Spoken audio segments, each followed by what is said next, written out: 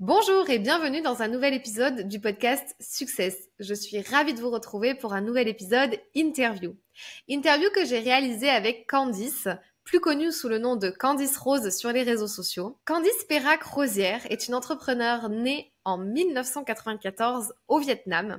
Elle a été adoptée par une famille aveyronnaise. Elle a grandi à la campagne avec sa sœur Raphaël, qui elle est née en Colombie. Sa vie a pris un tournant très particulier en 2015, après un drame personnel qu'elle nous explique, qu'elle nous raconte dans ce podcast. Ça l'a conduit dans une période très forte de dépression et de remise en question envers elle-même et même envers sa vie. Après plusieurs années justement de défis, elle a fait une rencontre amoureuse qui a joué un rôle clé dans sa reconstruction, et puis elle a fait pas mal de développement personnel. Depuis 5 ans, elle est entrepreneur et en 2020, elle a vraiment réorienté sa carrière en devenant coach, mentor en closing. Le closing, c'est les techniques de vente. Vous le savez, on en a déjà parlé plein de fois dans ce podcast. Donc, si vous suivez le podcast et vous avez écouté les autres interviews, vous savez ce qu'est le closing à force d'en parler. Elle est aujourd'hui auteure. Elle a écrit le livre Vous êtes capable, qui est devenu un best-seller peu après sa sortie. Et aujourd'hui, elle accompagne de nombreuses personnes dans leur cheminement personnel et professionnel en les aidant à s'épanouir. Elle se décrit comme une maman entrepreneur puisqu'elle est maman d'une petite fille et elle continue à inspirer et à accompagner les autres à travers des programmes de coaching, mentoring et des événements immersifs. Elle a récemment sorti un court-métrage pour ses 30 ans que vous pouvez voir en teaser sur YouTube. Si vous êtes en format audio et que vous nous écoutez sur audio, sachez que avec l'épisode de podcast, vous avez le teaser de son court-métrage que je vous invite à aller voir. Dans cette interview, on a parlé de plein de choses. On a retracé son parcours, on a parlé de setting, on a parlé de closing. Pourquoi un entrepreneur aujourd'hui doit s'entourer de setters et de closers à certains niveaux de développement. On a parlé beaucoup de son livre et on a parlé pas mal de mindset. Vous allez voir, Candice, c'est quelqu'un de très généreux. Elle nous partage beaucoup de choses. Elle a une voix qui est toute douce, qui nous emporte. Quand elle parle, vraiment, on est transporté, on l'écoute. Franchement, ça a été un réel plaisir de l'interviewer. J'espère que cette interview va vous plaire autant qu'elle m'a plu à moi de l'enregistrer. En tout cas, vous allez ressortir avec des pépites, que ça soit mindset ou des clés actionnables business, tout de suite à la sortie de ce podcast dans 40 minutes. Donc, écoutez-le en entier, faites-nous un retour sur les réseaux sociaux, mettez un commentaire sur Spotify ou sur Apple Podcast pour nous dire ce que vous en avez pensé. En tout cas, je vous souhaite une belle écoute et un bel échange avec Candice.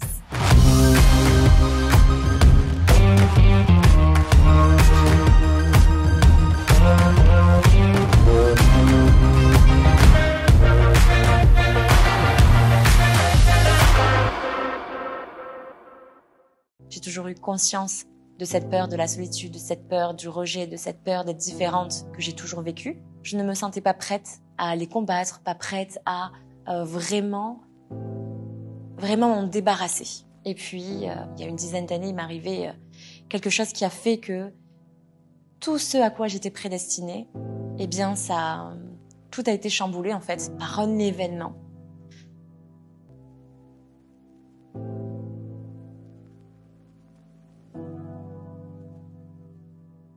Hello Candice.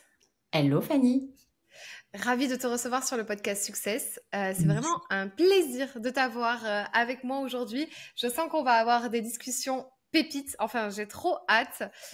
Donc, merci à toi de m'accorder un peu de ton temps. Avec grand plaisir. Je suis ravie moi aussi. Ça va être trop cool. Candice, première question pour toi. Tu sais, moi, je fais du pitch. Est-ce que tu peux te pitcher et tenir un petit timing de 30 secondes? Qui es-tu et que fais-tu dans les grandes lignes? Ok, super. Qui je suis? Je suis Candice Perrac-Rosière, maman d'une petite fille, entrepreneur depuis ces 5 dernières années. Je suis également mariée, je vis à Brive-la-Gaillarde. Depuis peu, j'ai déménagé. Qu'est-ce que je fais? Je suis donc à mon compte, je travaille de chez moi, je voyage beaucoup. Et je vais dire que je suis multipotentielle et multicasquette, comme on le voit souvent, en tout cas ces derniers temps, sur les réseaux sociaux. Et pour le coup, c'est bien le cas. J'ai écrit un livre. C'était vraiment du côté perso et dev personnel. J'accompagne aussi des particuliers, des entreprises, et notamment sur le côté sales, donc côté vente, mais tout autant sur le développement personnel, la confiance en soi, et sur le côté audacieux, savoir oser. Voilà. Ok, trop bien. Merci pour cette présentation. On va te découvrir tout au long de ce podcast. En effet, tu as un profil multipotentiel, multitâche, tu fais beaucoup de choses différentes. Donc, c'est très chouette. On va pouvoir parler de ce sujet également. Petite question pour apprendre à se connaître aussi un peu plus, que j'aime bien poser à mes invités. Si je te donnais 10 millions d'euros sur ton compte en banque personnel, là, maintenant, tout de suite, qu'est-ce que tu ferais avec? Eh bien, je me suis déjà, je pense, posé la question. Et la toute première chose, ça reste malgré tout, pour ma famille, je pense que je me payerai la maison de mes rêves, entre guillemets. J'y inviterai tous mes amis et toute ma famille. Et ce serait vraiment une maison, je sais pas, au fin fond de l'Italie, en pleine campagne, avec un super potager. Tout est high-tech à l'intérieur, mais de la pierre très ancienne aussi. Je vois déjà, moi, de mon côté, comment est-ce qu'elle serait. Et j'y inviterai tous mes proches. Première chose. Ensuite, il y a des milliers d'idées, des idées humanitaires, des idées beaucoup plus farfelues, beaucoup plus ambitieuses, mais la toute première, elle est pour ma famille et moi-même. Ah, trop bien. Ok, cool. Merci pour ce partage. Tu préfères vivre en France ou... Enfin, vivre. Je sais que tu vis en France, mais tu préfères le concept de vivre en France ou vivre à l'étranger, avoir un lifestyle? C'est quoi plus ton... Tu nous as parlé d'Italie, là, par exemple. Je dirais que là, pour le moment, je suis très bien en France, étant donné que mon mari et moi-même, notamment, ou même moi seule, je pars au moins en Europe ou hors Europe une fois par mois. Donc, on va dire que je suis pas tout le temps en France. Le fait d'avoir aussi ma petite fille qui a attaqué l'école il y a 2 semaines, j'ai plaisir quand même à être par ici. Autrement, dans quelques années, oui, j'aimerais beaucoup aussi m'expatrier de nouveau, comme je l'avais fait, en tout cas en Europe, quand même proche de ma famille, de mes parents, de ma petite sœur.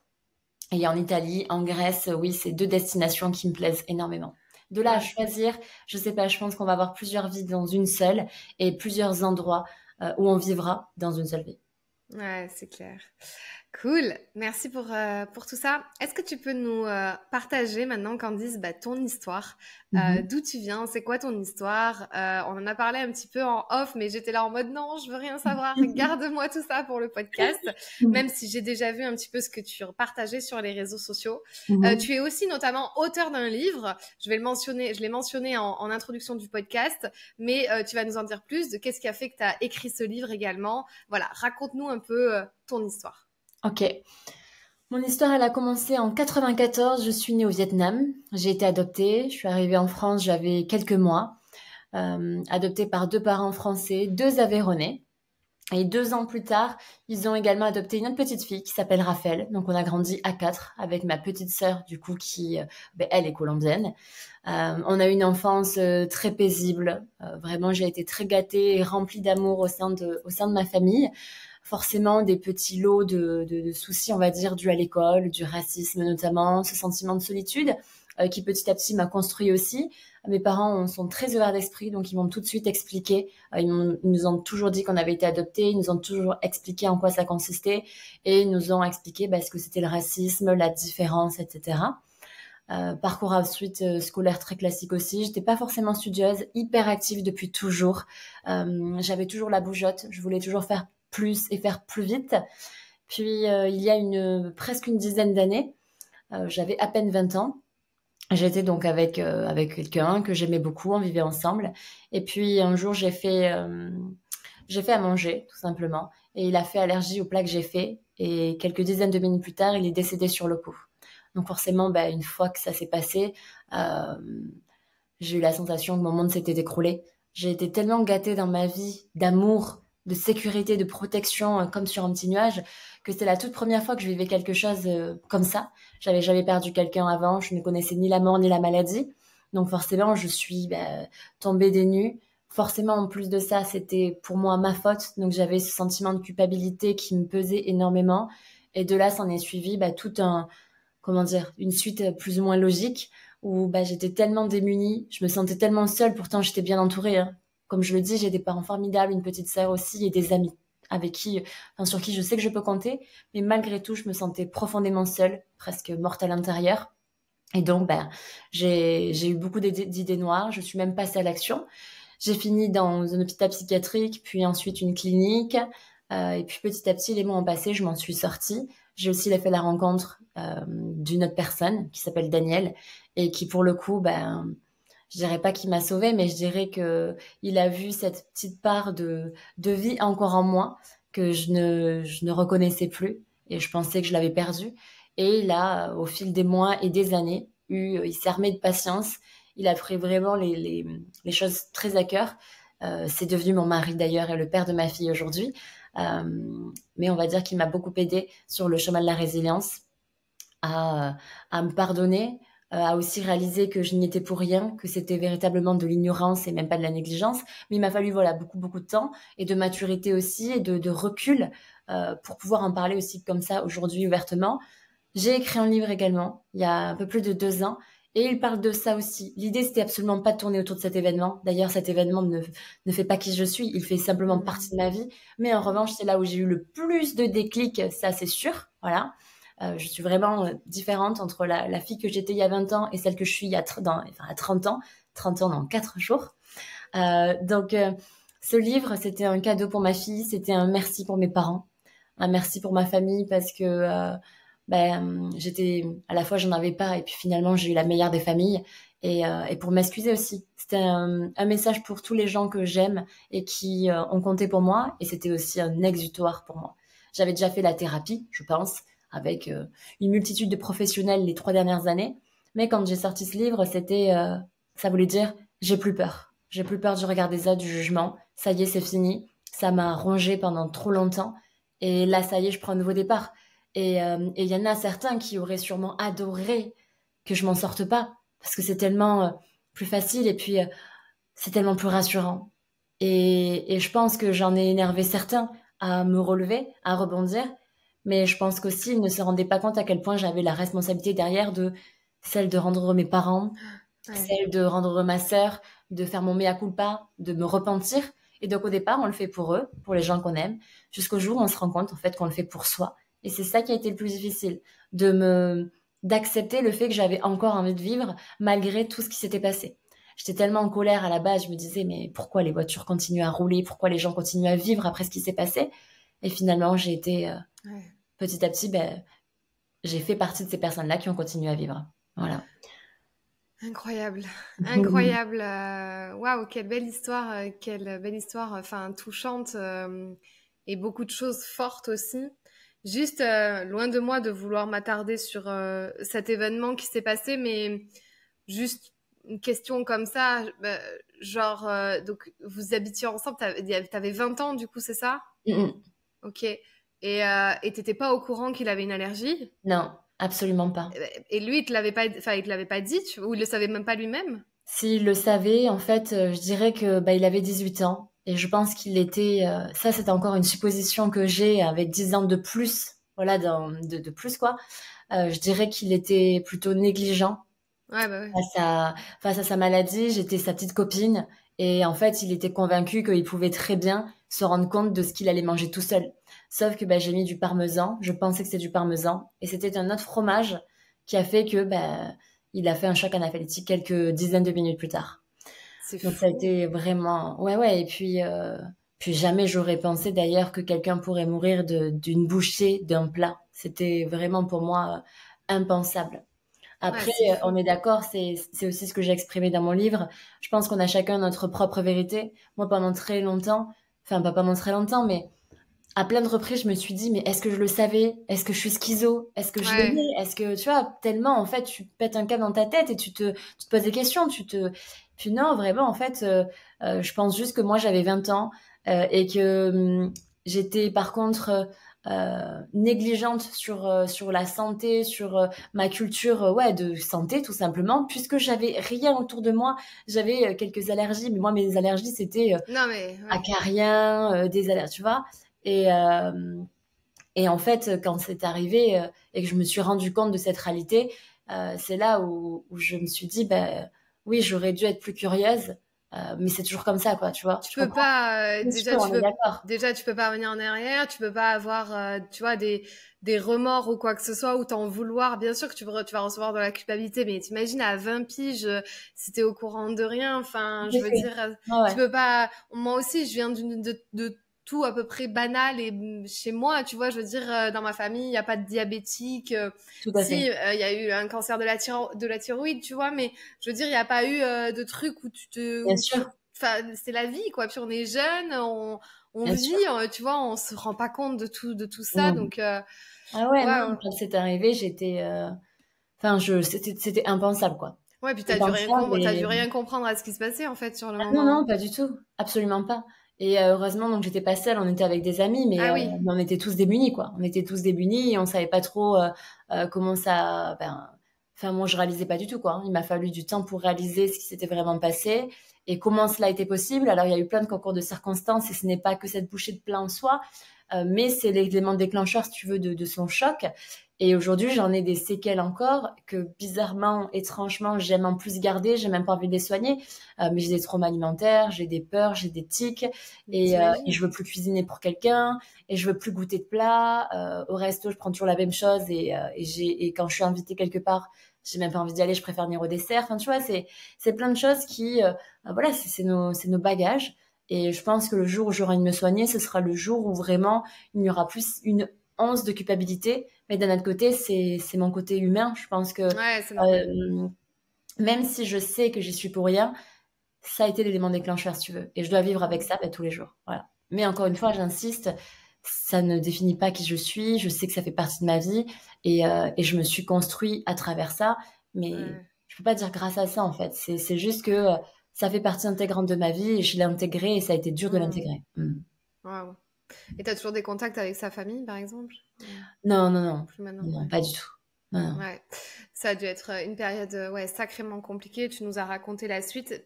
Du coup, maintenant, si on avance un petit peu dans ton parcours, donc tu nous as raconté un petit peu la transition et puis que tu as écrit ce livre qui t'a permis vraiment de clôturer certaines pages, d'en Mhm. ouvrir d'autres et tout ça. Donc, raconte-nous tes activités maintenant au quotidien. Qu'est-ce que tu fais? Et après, on va parler un petit peu plus entrepreneuriat, mindset et tout ça. Qu'est-ce que tu fais vraiment au quotidien? Comment tu t'organises dans une journée avec les multiples activités que tu as? Ok.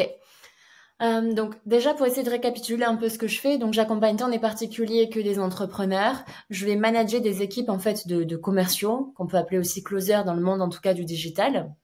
Je vais aussi donc avoir des moments d'écriture, des moments où je vais être sur les réseaux sociaux, des moments où je fais des coachings, où je fais des lives pour certains collaborateurs. Et puis enfin, j'accompagne donc de manière individuelle des particuliers pour leur reconversion professionnelle ou vraiment pour des thématiques précises comme le manque de confiance en soi, la peur de dire non, ce genre de choses. Et je dirais que tous les matins, 6h, 6h30, je suis debout. C'est un réveil naturel, donc il n'y a pas d'alarme. Je suis vraiment en pleine forme dès le matin, ouais. Waouh. Donc de 6h jusqu'à 8h, c'est vraiment focus, tranquille sur mon téléphone, mes mails, je réponds aux messages non lus, etc. Même si j'ai quand même des équipes qui me soutiennent sur LinkedIn et sur Instagram notamment, mais il me reste mon WhatsApp qui voilà, ne peut pas être géré par quelqu'un d'autre. Il me reste mon mail. À partir de 8h, bah, c'est le moment de ma fille, Lilia. Donc le réveil, le petit déjeuner, on l'habille, 8h30, elle à l'école. On est à 2 minutes vraiment à pied de l'école. Ah. Ensuite, on va dire que de 9h jusqu'à 16h, c'est full rendez-vous. J'en ai qui sont en physique parce que je mentor des personnes qui sont dans la même ville que moi. Après, j'ai beaucoup de visio. Je fais même moi-même des appels de closing pour me donner en fait cette légitimité et de toujours pouvoir montrer l'exemple aux personnes que je manage. Je trouve ça maintenant pertinent et important de pouvoir toujours continuer à faire aussi ce pourquoi je les mentor comme métier. Et puis enfin, arrivé vers 16h, je range un petit peu chez moi, je prépare le goûter, je vais chercher ma fille, on passe un moment ensemble, on passe même plein de moments ensemble jusqu'à 19h. Ensuite, c'est le dîner, le bain, le coucher. Et Ah, après, ça repart. Je bosse un petit peu, ah surtout ouais. si j'ai encore quelques tâches en retard. Et après, c'est un moment plaisir. Je vais passer un peu de temps sur la console, notamment. C'est très atypique. Il y a peu de femmes d'ailleurs qui le font, mais j'adore jouer à la PlayStation avec des amis et mon mari. Ou alors, ça va être un moment resto, voilà, entre amis, ou une soirée film, tranquille, popcorn. Cool, ok, merci pour ce découpage de la journée.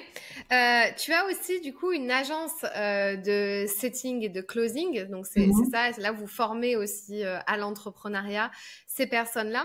Est-ce que tu peux nous dire un petit peu le type de profil que vous avez, qui c'est que vous formez et quelles sont leurs problématiques entre guillemets, tu vois, mindset ou récurrentes ou de Ok, croyances qui arrivent souvent, tu vois, quand tu les as en call au début. bien sûr. Donc, alors, déjà pour Setting Agency, c'est quelque chose qu'on a créé l'année dernière. On était au Portugal, mon beau-frère et moi, donc le petit frère de mon mari, Adrien d'Oliveira. On a fait Setting Agency parce que lui, pour moi, était un excellent setter qui était déjà dans le milieu.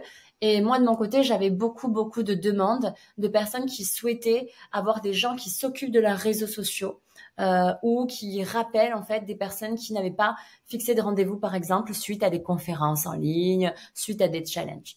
Donc, on s'est regardé droit dans les yeux, on s'est dit, mais vas-y, on monte quelque chose. Parce que moi, j'avais beaucoup de difficultés à recommander une bonne école, entre guillemets. Et donc, Adrien et moi, on s'est dit, par contre, on veut un format où il y a de la proximité, où c'est familial et où on peut véritablement connaître les personnes qu'on accompagne. Donc, on en prenait 4 par mois. 5, 6 maximum. C'est un accompagnement qui était sur 2 mois. Les personnes qu'on accompagne, la plupart du temps, à 80% du temps, sont des gens qui sont salariés, qui cherchent à faire un complément de revenu. Un complément de revenu où ils n'ont pas forcément à avoir 50 000 ou 20 000 euros d'apport pour investir en IMO, où ils n'ont pas à se former dans la bourse, la crypto, les finances qu'ils détestent ou qui du coup pensent qu'ils vont détester, donc ils ne veulent pas s'y lancer, mais qui ont une appétence aux réseaux sociaux, qui sont eux-mêmes constamment en train de scroller sur Insta, sur TikTok et tout ça, et qui en plus de ça aiment malgré tout le relationnel. On a aussi des personnes qui vont être très timides, qui justement à l'oral ou physiquement, c'est très dur de tenir une conversation, mais derrière un écran, c'est bien plus facile. Ouais. Et donc il y a toutes ces personnes-là. On a aussi des entrepreneurs qui sont en auto-entreprise qui aujourd'hui ne génèrent pas suffisamment de chiffres et ça leur fait également un complément de revenu, de quoi pouvoir aussi réinjecter et développer leur business.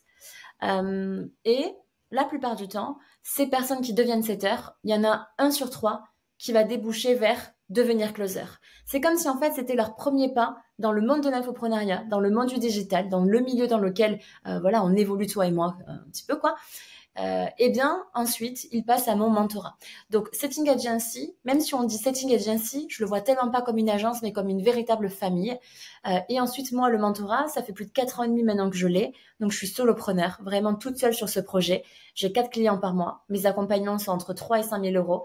Donc, voilà, avec plein de possibilités, etc. Mais entre 3 et 5 000 euros, soit j'accompagne des personnes qui sont déjà dans le commerce, que ce soit du côté salariat ou entrepreneuriat, et ils veulent monter en compétences, augmenter leur taux de conversion, soit ce sont des personnes qui sont déjà entrepreneurs et qui closent, qui vendent leurs propres accompagnements et qui ont de la difficulté à ça ou qui n'ont plus le temps et qui veulent soit déléguer, dans ce cas je positionne un closer gratuitement, soit ils veulent eux-mêmes devenir pas closer mais closer pour leurs propres accompagnements et dans ce cas je les monte en compétences pour ça.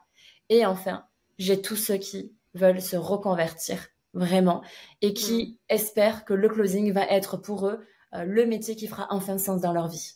Voilà. Ok. Est-ce que juste tu peux redéfinir le setting et le closing au cas où Bien des sûr, personnes ne tout à savent pas fait. encore ce que c'est? Mhm. Quelle est la différence? Et le setting, comment ça se passe en fait? Ok. Je dirais que le setter, en fait, il a beaucoup de missions, il y a plein de missions qui sont possibles. La première, ça peut être une personne qui, pendant 1 heure tous les jours, va s'occuper du compte Instagram de quelqu'un et il va répondre aux messages privés. Par contre, il répond aux messages privés d'une certaine manière, c'est-à-dire que son objectif interne, c'est de déclencher des rendez-vous pour son infopreneur. C'est pas juste discuter, c'est pas juste faire l'assistant, c'est pas juste faire le community manager, c'est-à-dire commenter des posts ou publier des posts. C'est pas ça son rôle. Son rôle, c'est vraiment de créer des discussions qui convertissent, de créer des conversations qui aboutissent à un rendez-vous téléphonique la plupart du temps. Un setter, ça peut faire la même chose sur LinkedIn par exemple. Ouais. Ça peut aussi être une entreprise qui, tous les week-ends, fait une conférence en ligne le dimanche soir et qui, à l'issue de cette conférence, il propose de fixer des rendez-vous pour vendre, entre guillemets, son accompagnement à 3 000 euros. Eh bien, il y a des personnes qui auront fixé des rendez-vous. Mais il y aura aussi toute une flopée de personnes qui n'aura pas fixé de rendez-vous, mais qui aura consulté cette conférence pendant peut-être 2 heures. Eh bien, le setter, il peut aussi donc faire des rendez-vous téléphoniques. Il y a des missions écrites, mais il y a aussi des missions téléphoniques où là, il va appeler tout simplement toute la liste de toutes les personnes qui étaient présentes le soir du live, mais qui n'ont pas fixé de rendez-vous. L'objectif, pareil, c'est donc de déclencher un rendez-vous pour donc l'infopreneur ou pour l'équipe de commerciaux qu'il y a en interne. Mais il ne va pas jusqu'à la vente, il ne va pas jusqu'à la signature d'un contrat ni quoi que ce soit. Lui, il fait la passe D. C'est donc entre un prospect et son infopreneur. Okay, ça, c'est le setter. Et ensuite, le closer, on va dire que c'est juste après. C'est-à-dire que la plupart du temps, les setters, comme je disais, ils font une passe droite au closer. Et le closer, lui, son objectif en soi, c'est de recruter les meilleurs profils pour l'entreprise ou l'entrepreneur avec qui il collabore. Le meilleur, enfin les meilleures personnes, c'est qui? C'est pas ceux qui sont les plus beaux, c'est pas ceux qui sont les plus riches, c'est ceux qui sont les plus motivés, qui sentent qu'ils vont être les plus impliqués, qui ont cet état d'urgence déjà. Parce que si ils engagent des gens qui disent oui, mais ça peut attendre dans un an, autant se rappeler dans un an, parce que s'il ne fera pas l'effort, il n'aura pas les résultats. S'il n'a pas les résultats, il faut trouver un coupable. Le coupable, ce sera probablement l'entrepreneur en question, des mauvais avis. Et quand on dit un fruit pourri, ça pourrit tout le panier, c'est bel et bien le cas. Donc, on doit vraiment s'assurer du recrutement en amont. Et les entrepreneurs délèguent ce closing, cette vente, tout simplement parce que soit ils n'ont plus le temps, parce que ils passent leur vie à coacher, soit parce qu'ils ne sont pas bons. Pourquoi ils sont pas bons? Parce qu'ils prennent les choses personnellement. C'est leur bébé, c'est leur entreprise, c'est à eux. Donc quand quelqu'un leur dit non mais c'est trop cher, ils vont être tellement frustrés, ils le prennent personnellement, ça ne fonctionnera pas. Ouais. Donc ils décident de déléguer cette partie à un closer. Ce closer, bien sûr, tous les rendez-vous qu'il a, ce sont des rendez-vous qui sont qualifiés. Quand on dit qualifiés, c'est que ils ne viennent pas par hasard. C'est même pas le closer qui va les chercher. C'est bel et bien des personnes qui sont déjà intéressées, qui sont à l'intérieur de la communauté, qui ont suivi depuis un moment l'entrepreneur ou qui ont suivi une conférence et qui ont eux-mêmes fait la démarche de vouloir avoir quelqu'un au téléphone. J'insiste bien là-dessus. On est loin de Ponzi, on est loin de tout ce qui va être du MLM et loin de tout ce qui est démarchage et prospection. Ouais. Ce sont vraiment quand même des leads, on les appelle, mais donc des humains, des prospects qui ont un besoin. Ils le savent, ils en sont conscients. Ils ont rempli même un questionnaire. Ils ont choisi un créneau qui n'est pas au hasard parce que c'est un créneau qui sont dispo. Et ils attendent l'appel d'un closer. Et le closer, lui, est rémunéré à la commission. Tandis que, tu vois, un setter, il peut être rémunéré une partie fixe pour le temps passé, ainsi qu'une petite commission à chaque fois qu'il a réussi à fixer un rendez-vous et que ça a débouché sur une vente. Voilà. Très intéressant et je pense que tu peux être l'emblème de la personne qui a mieux défini ce que c'est. Genre, parce que c'est vrai que récapituler tout ça, tu l'as très bien fait avec tous les réseaux, etc. Merci. À quel moment, je sais qu'attention, j'ai eu Julien Voison et j'ai eu Romain Mastrovito sur le podcast. Je leur ai posé des questions et c'est vrai que eux, ils étaient plutôt quand même partisans du discours de on prend un closer, non pas pour répondre à la douleur que tu viens de dire, c'est j'aime pas avoir des noms, etc. Mais on prend un closer à partir du moment où déjà on a trop de demandes et de deux, il faut s'entraîner nous aussi à la vente et au closing en tant qu'infopreneur parce que si on n'est pas capable de faire ça, je veux dire comment on peut bien accompagner quelqu'un. Donc déjà je voulais savoir quelle est ta vision par rapport à ça et aussi dans un même temps me répondre aux questions sur à quel moment pour toi il est pertinent peut-être dans un développement d'entreprise de prendre un setter, de prendre un closer, de prendre les deux en même temps, etc. Ça marche. Je dirais que malgré tout, je suis plutôt du même avis que les garçons. C'est-à-dire que c'est comme un entrepreneur. C'est-à-dire que quand tu deviens entrepreneur, tu as quand même intérêt à être un peu couteau suisse. Je ne dis pas que tu vas être bon partout. Ce n'est absolument pas le cas. À un certain moment, on est d'accord, il faut savoir déléguer. Mais avant tout, il faut quand même avoir la connaissance de toutes les sphères dans lesquelles nous allons évoluer. Que ce soit le côté comptabilité. C'est super de prendre un comptable, mais faut-il quand même comprendre un minimum ce que c'est débit et crédit et ce que c'est que des notes de frais, par exemple. Voilà. Eh bien, le closing, c'est la même chose. Pour pouvoir avoir la super team de closers, de setters, enfin du moins de sales, faut-il encore d'abord avoir pris quand même déjà quelques appels, avoir vendu. Et dans tous les cas, je ne recommande pas à mes closers d'aller chez des infopreneurs qui n'ont jamais closé, ou c'est la première fois, ou ils ont vendu que pour 5 000 euros. Tu comprends? Il faut quand même un minimum.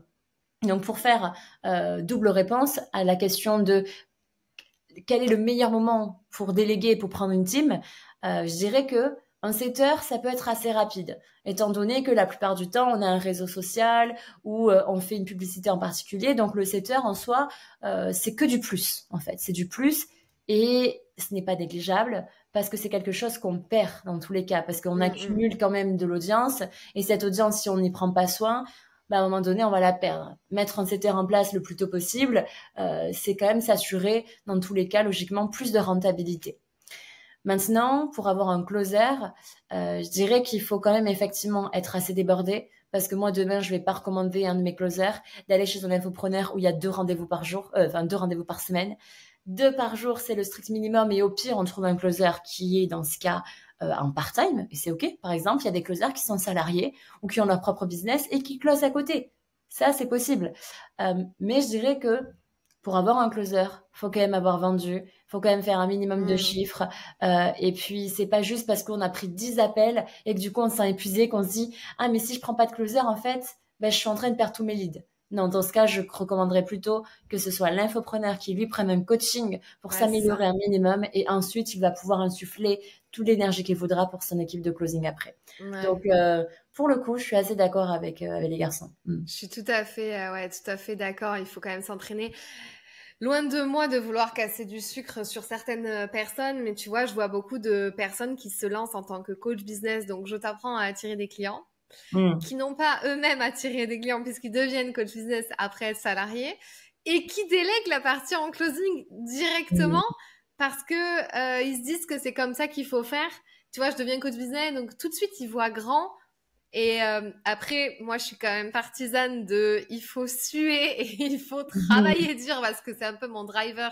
Et ça, on peut en reparler juste après du mindset, mais c'est un peu mon driver de travailler dur, de se faire nous-mêmes les crocs. Alors peut-être que c'est pas la bonne vision, parce qu'à un moment donné, moi, je délègue un peu trop tard. Là, tu vois, on en a parlé ensemble, on le sait. Mais en tout cas, je te rejoins. Comment ça se fait? J'ai une autre question, parce que voilà, ça, c'est vraiment un truc que je veux te poser. Candice, que toi, ou même avec Adrien, tous les deux, mais surtout, voilà, toi aussi, t'as bâti ta communauté, et notamment, tu as des personnes qui te font confiance pour justement déléguer certaines parties, le setting et le closing. Donc, des grands infopreneurs ou des personnes qui, voilà, réussissent bien, en tout cas, dans ce domaine-là.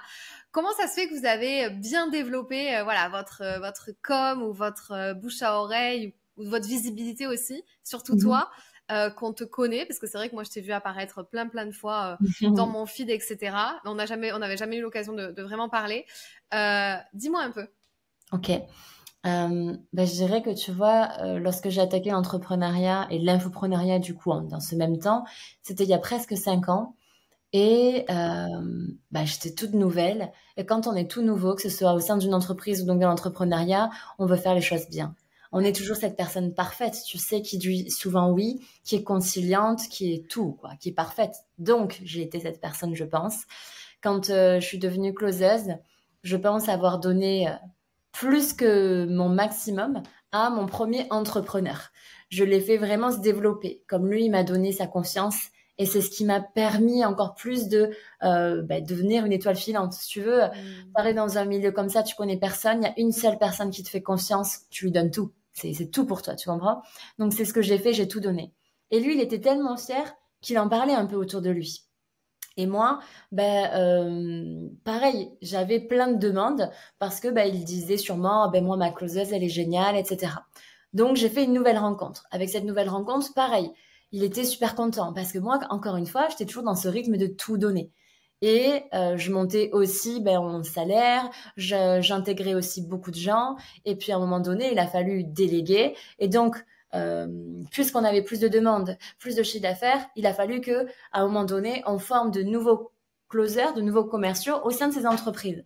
Et ils m'ont nommé un petit peu coach pour les futurs closers. Puis ensuite, ils m'ont nommé Head of Sales. Et quand j'étais Head of Sales, pareil, ça parle. En fait, tu l'as bien compris, c'est tout petit ce réseau. Donc en fait, il suffit qu'un infopreneur soit fan de toi et qu'il en parle à un autre et toute leur communauté sont au courant. Donc petit à petit, ça s'est su. Et puis aussi, je n'ai jamais lâché, même si j'avais la sensation d'avoir acquis des choses, de gagner déjà beaucoup d'argent grâce à ce que je faisais. Je ne continuais pas à tout donner pour de l'argent, mais je continuais à tout donner pour continuer de me prouver que c'était pas éphémère. Ça m'agaçait un peu. D'ailleurs, je l'ai jamais dit, c'est la première fois que je le dis sur un podcast, mais ça m'agaçait qu'il y ait certaines personnes qui disent tout le temps C'est un feu de paille. Ça a pas duré, Candice. T'as le bon filon, mais ça durera pas, tu vois. Bon, maintenant, ça fait 5 ans, c'est bon. Moi, je vais bien. Et j'ai confiance en moi et en mon chemin et en ce que je prends comme décision. Mais Ouais, c'était tellement nouveau, tellement, tu vois, aux États-Unis, ça faisait longtemps, mais ici, c'était nouveau. Donc, mais Candice, elle est dans une secte, mais Candice, de toute façon, ça durera pas, etc. Donc, je voulais prouver aux autres, prouver aux gens que j'aimais que ça allait ouais, continuer, que j'avais la bonne intuition, etc. Et donc, je n'ai jamais relâché. J'ai investi de nouveau 25 000 euros dans un mastermind où j'ai rencontré encore plein d'autres infopreneurs, entrepreneurs, qui étaient plus ou moins au même niveau que moi. On était déjà à un très bon niveau, je trouve. Et on avait encore plein d'autres ambitions, de nouveaux projets, de gros projets d'investigation de grande ampleur. Et donc, on a créé ce réseau. Et en fait, on s'est tous plus ou moins liés d'amitié, certaines affinités plus que d'autres. Et on a commencé à faire du troc. Et c'est là où j'ai commencé à comprendre ce que c'était un véritable réseau. Je l'ai vu, hein, depuis toute petite. Moi, j'ai un papa qui était dans la politique toute sa vie, de la politique locale. Donc, j'ai compris ce que c'était le réseau, le relationnel, ce que c'était de donner sans attendre un retour et qu'après, tu reçois au centuple. Je l'ai vu de mes propres yeux parce que mes parents ont toujours tellement tout donné sans compter. Et quand j'ai vu finalement tout ce qu'ils recevaient, l'admiration, l'amour, la reconnaissance qu'ils recevaient, je me suis dit, bah, c'est ça la vie, ok, quoi. Et donc, inconsciemment, je pense que j'ai fonctionné comme eux aussi. J'ai beaucoup, beaucoup, beaucoup donné. Et quand je te parle de troc, bah, au lieu de faire un troc en mode quand même un peu monétisation financièrement, tout ça, eh bien, clairement, presque, moi, je payais pour des accompagnements et je faisais aussi des choses gratuitement pour eux, juste parce que je me disais, tu testes, tu verras. Et si par contre, t'es trop content, je veux pas que tu me payes à nouveau, mais je veux que tu reviennes vers moi. En hmm, fait, c'était presque de l'exclusivité, mais pour moi, c'était la poignée de main, encore une fois, hein. J'ai pas de contrat, j'ai pas d'NDA, j'ai pas... Et parfois, on m'a trahi, mais c'est pas grave. Je reste convaincue que la gentillesse est une véritable force et c'est vraiment être courageux de continuer à espérer et on y gagne toujours quelque part à un moment donné. Tu sais, j'ai lu un truc qui disait si tu penses que je suis naïve, c'est que tu es encore plus naïve que moi. Et donc, clairement, bah, j'ai été un peu comme ça durant toutes ces années d'infoprenariat, d'entrepreneuriat. Et au fur et à mesure, bah, il y a ton nom qui ressort, tout simplement. Donc, j'ai fait ça en closing. Et l'année dernière, en setting, bah, on va dire que c'est surtout mon réseau que j'ai accumulé du closing qui m'a permis de, puisque après, le setting, ça vient aussi, entre guillemets, de sortir ces dernières années. On a des closers, mais en fait, on s'est rendu compte que le setting, c'était aussi important. Et donc, en fait, bah, tous les gens chez qui j'ai placé des closers, ils voulaient nos setters. Aussi simple que ça. hmm. Ouais. Donc ça s'est fait comme ça. Et à chaque fois, on me disait, mais Candice, on a besoin d'un closer. Oh, là, on a besoin de 5, ah, de 10, etc. Toujours, il me disait combien on te doit, rien du tout. Et je faisais tout en plus. Je mettais en relation, je créais le groupe, je présentais, je faisais tout aux petits soins. Et j'aimais en plus faire ça. Et puis je trouvais que c'était aussi bien pour mes mentorés, eux qui payent un ticket entre guillemets de 3K ou de 5K. Ben moi, ma promesse, contrairement à beaucoup d'écoles, parce que ben, déjà je suis pas une école, c'est vraiment un mentorat, donc c'est que du one-to-one. Mais contrairement à certaines structures, ils promettent des milliers des cents, ils promettent des placements ou du moins qu'ils ouvrent leur réseau. Moi, je vais vraiment jusqu'à les positionner, à leur trouver un emploi, à m'assurer que ça fonctionne derrière, etc. Hmm. Donc, je dis pas que c'est toujours génial et qui rentabilisent dès le premier mois, mais il y en a beaucoup qui le font. Et ça dépend pas de moi, ça dépend d'eux. Voilà. Ouais. Ouais, bah la preuve étant que je peux témoigner sur ce que tu dis, qui est la vérité. Nous avons fait notre call ensemble pour. D'ailleurs, votre nom est ressorti quand même 2 fois quand j'ai demandé à avoir un setter. Mhm. Vous êtes ressorti quand même 2 fois. Une personne qui m'a directement recommandé. Et puis j'avais déjà entendu parler de vous d'une autre personne qui m'a dit tu devrais contacter l'Aesthetic Agency. Et du coup, tu l'as fait bien évidemment de façon presque bénévole. Tu n'y as rien gagné. Tu m'as mis en contact avec une setteuse avec qui je vais bientôt commencer. Je dois m'organiser pour mettre tout ça en place parce que là, je t'avoue que voilà. Et voilà, et ça se voit que tu as cette humanité et cette gentillesse. Tu sais, j'ai reçu Yannick Alain aussi sur le podcast et qui a écrit un livre, Les gentils aussi méritent de réussir. Donc ça me Mhm. fait penser à ça et il y a Tout à toujours fait, un revers, un bien revers à sûr. ça. Mais oui. Euh, Est-ce que tu peux nous parler peut-être un peu de ton livre? Est-ce qu'il y a des enseignements qui sont utiles que tu nous partages? C'est vrai qu'on a fait un mix là d'entrepreneuriat hyper business et un mix de plus mindset et toi. Est-ce que tu peux nous partager les enseignements qu'on peut retrouver peut-être dans ton livre si on a envie de le lire? Alors, je dirais en tout cas pour la plupart des retours, tu vois, que j'ai reçus depuis, c'est un livre où c'est facile de s'identifier Parce que si tu veux, à un moment donné, on a tous été enfants, on est tous allés à l'école, on a tous eu le cœur brisé, etc. Donc, on a beaucoup de facilité à s'y retrouver. On a beaucoup de facilité à s'ouvrir et à mettre, comment dire, il y a notre empathie qui devient, alors je vais y arriver. On a notre empathie en fait qui s'active. Je sais pas comment t'expliquer, mais même les gens qui pourraient être le moins empathiques possible, si tu veux, c'est tellement facile de s'identifier parce que c'est tellement brut la manière dont je l'exprime que ben obligatoirement ils ont envie de se mettre à ma place. Donc c'est vraiment quelque chose qui est ressorti et que d'ailleurs ils ont apprécié parce que pendant une heure et demie de lecture, ils ont oublié totalement leur vie, se sont plongés dans un livre, eux qui certains, pour la plupart, n'aiment pas lire ou n'ont jamais lu. Pour le coup, ils m'ont vraiment dit tu es le premier livre que j'ai lu et ça me donne encore envie parce que pour le coup, j'ai pas eu l'impression de lire. J'ai l'impression d'avoir quelqu'un à côté de moi au café qui m'a raconté une histoire pendant 1h30. Les enseignements, oui, il y en a. Surtout, c'est au-delà du côté résilient, c'est vraiment l'histoire d'une femme, d'une petite fille qui a grandi dans un certain environnement, qui s'est sentie coupable de plein de choses dans sa vie. Coupable pour mes parents parce que à chaque fois qu'on était victime de racisme, je sais que c'était eux les plus malheureux. Coupable parce que je me disais il y a tous ces enfants dans un orphelinat et moi on m'a pris, j'ai la belle vie. Coupable parce que il m'est arrivé ce qui m'est arrivé et je me disais voilà, c'est moi qui ai tué quelqu'un, coupable de en fait tout ce qui se passait mal autour de moi dans mon petit univers, j'avais toujours la sensation que c'était ma faute. J'ai aussi ce sentiment d'être différente, de me sentir seule, d'être dépendante affective, d'avoir des relations et des relations amoureuses parce que j'avais l'impression que j'avais besoin d'amour dû sûrement à l'adoption. Donc en fait, si tu veux, ça parle de tous ces sujets-là et ça parle de comment je me suis sentie coupable de plein de choses, à petit apte de jusqu'à me sentir enfin capable d'écrire un livre, capable de devenir maman, capable d'entreprendre, capable de retomber amoureuse. Mais entre-temps, c'est aussi apte à rechuter, apte à apte à... Et donc, c'est les montagnes russes. C'est les montagnes russes que n'importe quel être humain sur cette terre a vécu. Et donc, comme je te disais, il y a beaucoup d'empathie, il y a du lait, il y a du beau. Mais c'est ça la beauté de la vie aussi, je l'ai compris. Et la fin, en fait, c'est vraiment juste un message d'espoir qui dit on est tous capables. Et je le dis souvent à mes élèves quand ils me disent mais Candice, je vais pas closer ou je le sens pas, je suis nulle, etc. En fait, c'est fou parce que si je me rends compte qu'on est capable de tout et que ce n'est que dans des moments cruciaux, dans des moments d'urgence absolue, qu'on donne vraiment le meilleur de nous-mêmes. Admettons, on me dit, et ça je le dis à chaque fois, mais je le redis encore et ça m'est égal, je le redirai à chaque fois. Admettons, tu vois Fanny, on me dit, voilà, tu ne pourras plus jamais retrouver ta fille, hormis si ce soir tu trouves, je dis n'importe quoi, 100 000 euros. Mais je suis sûre que les 100 000 euros, je les trouve et je sais pas comment, je t'assure, hein, mais je les trouve. Et pourtant, tout au long de mes journées, tu as des gens qui vont procrastiner, qui changeront rien à leur vie parce qu'ils n'ont pas cet objectif vital. Ils n'ont pas ce challenge, cet enjeu, ils n'ont pas compris.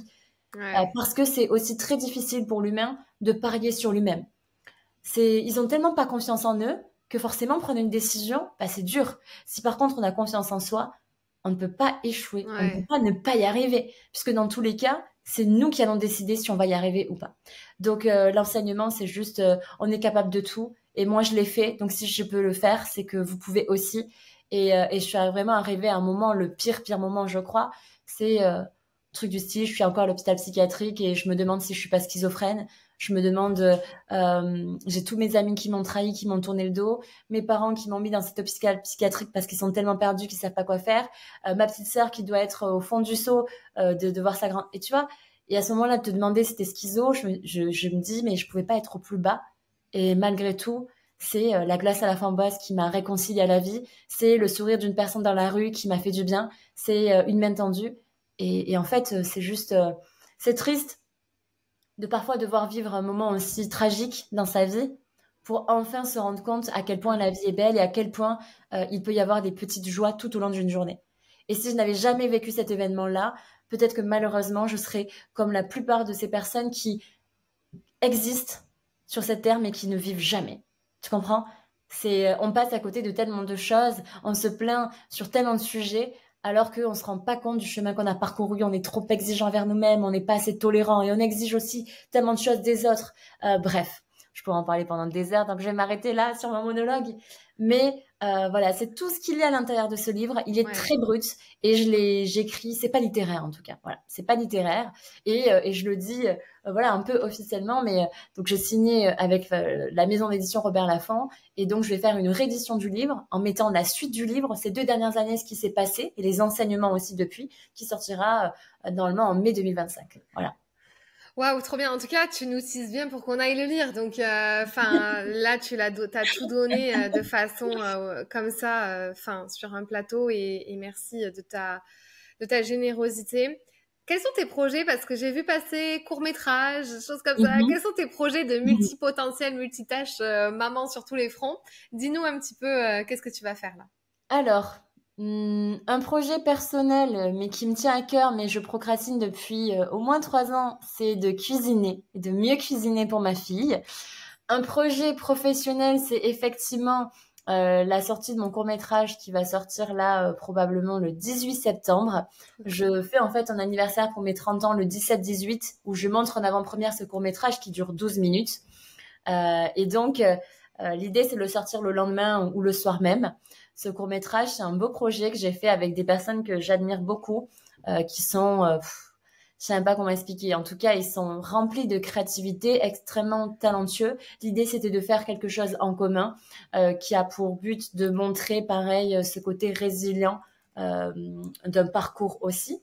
C'est vraiment comme un documentaire. Donc ça, bon, c'était un projet, mais il a été fait. Hein. On l'a fini en août. On a fait le tournage fin août. Waouh. Et après, les autres projets, c'est justement, j'en ai fait un post, je crois, il y a pas longtemps. C'est tellement c'est tellement logique qu'on nous demande cette question de c'est quoi tes projets? Mais en fait, j'ai envie de te dire, mes projets, j'en sais rien.